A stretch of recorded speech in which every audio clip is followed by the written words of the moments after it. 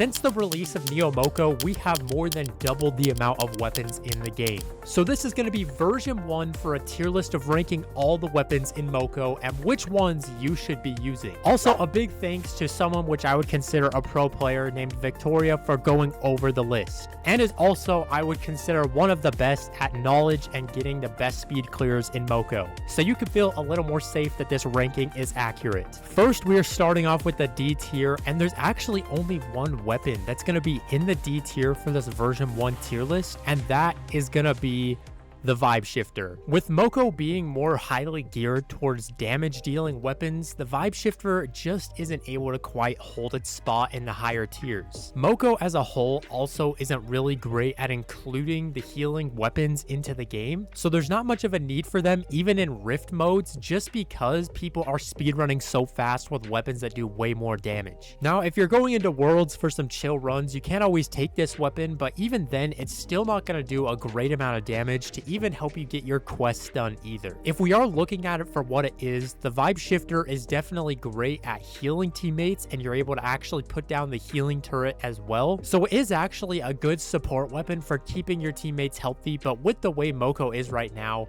healing weapons and support weapons just really aren't the way you want to go. Now we have the C tier, and these are weapons that are just a little bit better than the D tier, but still aren't the greatest. You're probably guessing right after that one, we have one of the newly released weapons, the Medicine Ball. The reason this one is above the Vibe Shifter is because it's just a little bit better, but it's not too much greater. It is still a support weapon, so it's not great with the objectives you need to complete in Moco, which are mostly speed time clears for rifts. But this weapon is able to put out a little bit more damage, and it can also keep yourself alive a little better. It is able to do a splash heal for every 2 hits you do with your main attack. This is able to help keep you and your teammates alive a little better without having to use your abilities. So overall, not too much else to say about this weapon. It's just a little bit better than the Vibe Shifter. Next in the C tier, we have the Horn Bow. Now, I really wanted this weapon to be good. I loved using this weapon in old Moco as well, but after playing and trying out this weapon, it just can't hold up to the other weapons that are in the game at the moment. When using this weapon, you'd expect it to do more damage than it's actually doing, and it doesn't really have the greatest survivability either. The only way you can actually heal yourself with this weapon is with the Dragon's Breath ability that sprays out a mist that will give you health as you hit enemies. With the cooldown being 10 seconds for this ability as well, this weapon will just not be able to put out enough damage to keep enemies off you to heal up fast enough. Also, while using this weapon, you'll feel like you have to be closer to be hitting all the shots at the same time, which also isn't the greatest getting up close with this weapon since you can't heal fast either. It could be a decent weapon in some situations, but there are just better options at the moment. And for the last weapon in the C tier, we have the Wolf Stick. The wolf that spawns with this has a lot of health, so it can definitely keep the enemies off you so you can attack. The main section that this weapon is lacking in is the damage output. This weapon just can't hold a candle to other weapons in the game with the damage that it does. This one is put a little higher than the others just because it's lacking in the damage, but it's definitely a good weapon to keep enemies off you so you can at least do the damage. Now, the only way you can actually heal yourself with this weapon is with the frenzy attack from your wolf that will actually heal you as it's attacking. With this weapon, you really have to be careful making sure your wolf is the one getting hit most of the time, because it takes a little while to charge up this ability,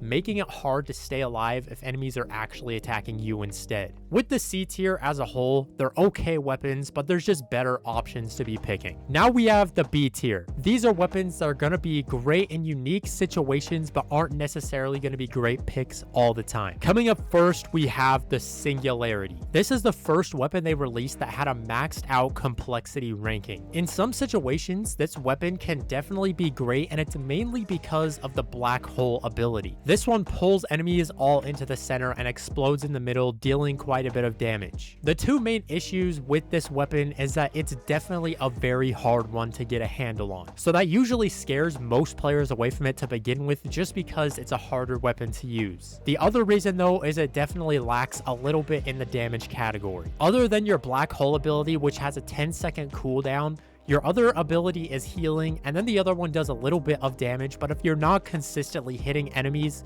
you're not really going to be doing much damage with this weapon. This is also actually one of the only weapons where you can aim your attacks in the game, so you have to be really careful at where you're actually shooting your shots as well. So B tier for this weapon is also heavily just because of how complex it is to get a grasp on. Coming up next, we have the Venom Bow. Earlier on in the game, this weapon would have actually been ranked way higher. One of the few changes they made to weapons in one of the updates was to the Venom Bow, and that was for the spread of the poison. One of the abilities called Lethal Dose will basically just spread poison further to enemies. In one of the updates though, they actually nerfed this, so the poison does not spread near as great as it used to. That's one of the reasons this weapon has definitely been taken quite down on the tier list. The Venom Bow is not great at single target damage. This one definitely excels way more in groups of enemies. The survivability on this weapon isn't the greatest as well because it takes quite a while to charge up your healing ability. Once you charge up the ability, it has great healing, but the problem stands where it takes a super long time to actually charge it up. If you're picking this weapon, I would recommend using it with groups of enemies over single target damage. Then we have the Fancy Wrench. This is a weapon that can excel in single target but also group damage because of the abilities it has. Once you get a bunch of turrets spawned around a boss, this one can do great damage with the abilities that it has.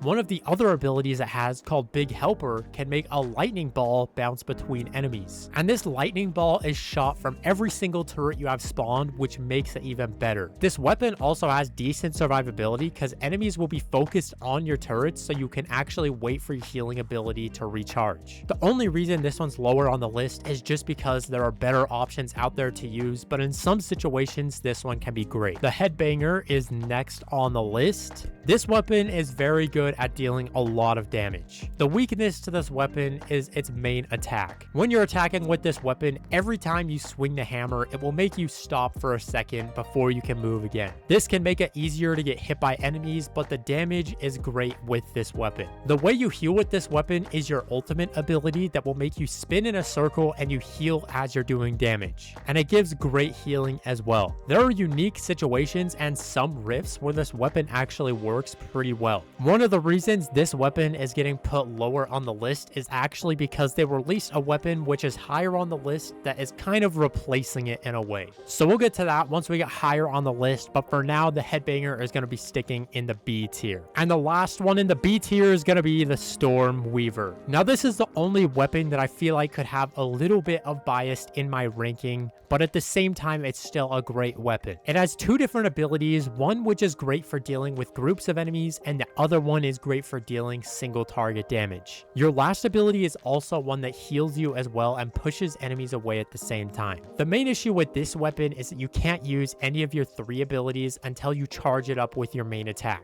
This causes you to get closer to enemies, which can get you damaged pretty easily with this weapon. If you're able to play it right with this weapon though, I feel like it can work pretty great in any situation you get into. It is classified as well as an all-rounder weapon, so it's not singly great at one thing, but it can definitely cover all groups if it needs to. If I wasn't putting any bias into the ranking on thinking this weapon is fun and it works well for my playstyle, then this weapon, I could see it being put like right here, somewhere in the middle of B tier, but it will be staying in B tier either way, so for now, I'm just going to be sticking it at the top. Moving on, we have the A tier. These are weapons that are going to be a good pick most of the time. They're just not quite as good as the S tier weapons. To start off our A tier, the first weapon is going to be the Lava Shield. The survivability on this weapon is absolutely excellent. This weapon definitely can lack in the damage category, but this weapon is mainly supposed to shine in protecting your teammates. Now, this one could be seen as a high A tier.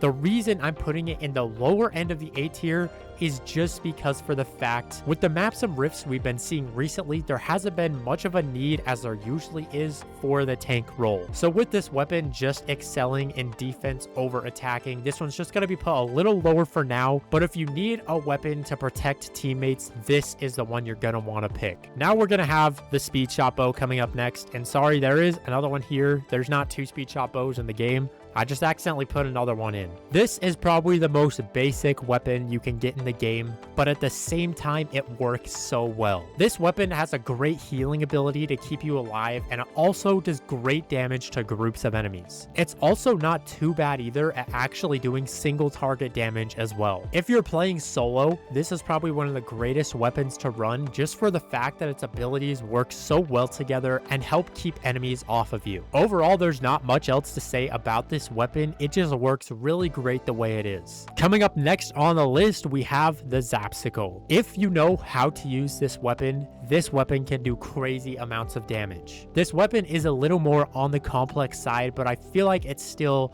mostly easy to get the hang of over the singularity. This weapon can have great healing, great damage to groups of enemies and single targets as well. The reason this one is higher on the list is because this one can just put out so much more damage than the weapons below. With the damage ability and the healing ability on this weapon both having a 3-second cooldown, that just makes this one stand out so much more because you can keep putting out the damage so much more consistently. Also, as you're dashing around through enemies as well, them not even being able to hit you because you're moving so fast, so that gives you even more survivability. Overall, this weapon is just a great choice. The only downside to this weapon is it can be a little harder for newer players to pick up, but once you do, this is going to be a great option. And the last weapon we are going to be putting in the A tier is one of the new weapons, Pyro. Now, this weapon has okay healing, but where it really excels is the damage as well. This one can do great damage to single targets and multiple targets. This weapon can also leave a burn effect on enemies as well, which will deal extra damage. With this weapon, you want to be really careful and strategize with your positioning. If you're really good at positioning yourself in great spots to deal the maximum amount of damage, this one can be a great choice. I feel like the Pyro and Zapsicle are both kind of close in the great damage output they have, so either one of these could be a great option. Those are both kind of just the top of the A tier. And lastly, we have the S tier. These are weapons that are just basically going to be great in every situation. Coming up first on the list, and this is also my favorite weapon, we have the Techno Fists. This one is stated as an all-rounder weapon in game, and it is definitely just that. This weapon can have great healing if you need it. This weapon can have amazing single target damage if you need it, and it can have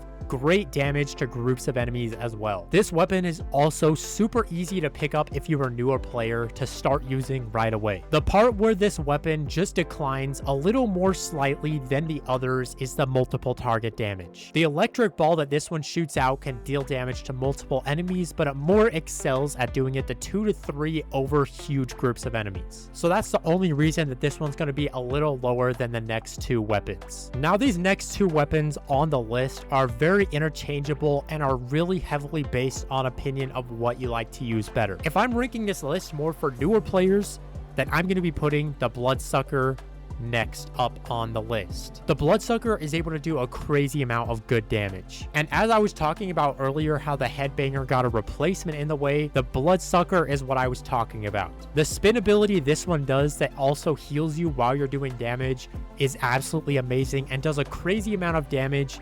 And also the abilities you use with this weapon just do so much damage as well. Overall, this weapon is just a crazy damage weapon to use, and if you know how to use it right, you're going to be doing great. And for the top spot on this tier list, I'm going to be putting the Squid Blades. Overall, this weapon does a great amount of damage, which can be to single target enemies or groups of enemies as well. It also has very great healing with its ultimate ability, and you have the invisible ability, which will keep enemies off you while you wait for your other abilities to recharge. This weapon is definitely great for basically any situation you're going to run into in this game. Now, the reason I was saying for beginner players, I would put the Bloodsucker in second is because this one actually will take health away from you the more you use its abilities. So if you're an experienced player, you're gonna know how to use this weapon and how to stay alive. So for an experienced player, this one could honestly go up to the top of S tier. But for the general player base of Moco players, I am gonna be putting the Squid Blades up in the S tier. And with that being said, that is gonna finish off the version 1 tier list for all the weapons in Moco. If you want to save this for later so you know which weapons to pick up when you're unlocking them next,